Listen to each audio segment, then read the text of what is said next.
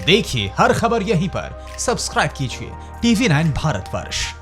देखिए, जो जो जैसी संभावना थी, जैसी प्रिडिक्शन की गई थी मैथमेटिकल मॉडल से, उससे कम ही हैं ये। और इसमें कोई भी आश्चर्य नहीं है कि इतने केस हो रहे हैं। जब लॉकडाउन हुआ तो थोड़ा स्लो हो गया था, उसको जो हम जिसको कर्व कहते हैं कि अगर कर्व ऐसे बढ़ना है तो ऐसे की जगह ये ऐसे प्लेटू होके थोड़ी निचाई से बढ़ रहा है, लेकिन इसने बढ़ना तो है ही है, क्योंकि ये इतनी इन्फेक्शन वाली चीज़ है कि इसको होना ही है। और इसका निदान, जो इसका जो असली उपचार है, वो इसी से होगा कि 70% के करीब जब हमारी जनसंख्या को ये प्रभावित हो जाएगी तो हर्ड इम्यूनिटी हो जाएगी, या कोई वैक्सीन आए। वैक्सीन तो कुछ दिख नहीं रही है अंदर, तो इसलिए ये धीरे धीरे छोटी छोटी जो इन्फेक्शन हो रही है ये होनी है, इसमें कोई आश्चर्य की बात नहीं है। लेकिन जो अच्छी बात हमारे देश के लिए और हमारे बल्कि पूरे एशिया के लिए ये है कि जितनी गंभीर बीमारी ये अन्य कुछ पश्चिम देशों में हुई, उतनी गंभीर बीमारी यहाँ नहीं हुई।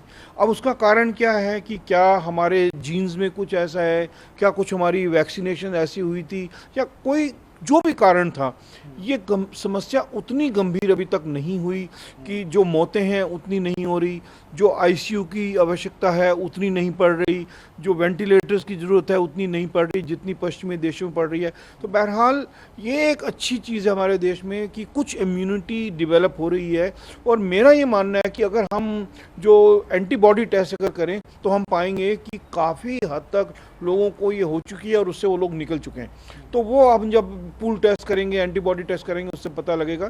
तो इसलिए मेरे विचार में ये जो नंबर बढ़ रहे हैं, इससे कोई बहुत ज़्यादा घबराने की आवश्यकता नहीं है। ये नंबर बढ़ेंगे फिर कम होंगे, और बस हम अपनी फिंगर्स ये क्रॉस रखें कि कोई जो ये वायरस है ये अपना रूप ना बदल ले, जिसको कहते हैं म्यूटेट ना कर जाए, कि जिस तरह का वायरस वहाँ पे और जिस तरह का असर पश्चिमी देशों में हुआ उस तरह का ये ना हो जाए।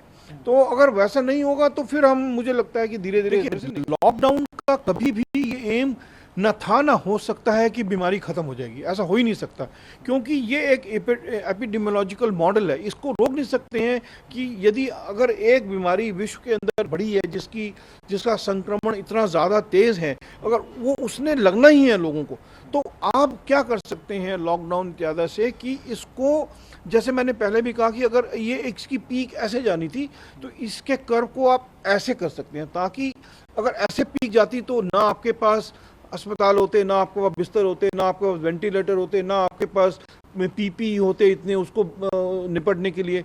तो आपको इतना ये समय मिल गया कि आप इन सब चीज़ों को प्रिपेयर कर लो।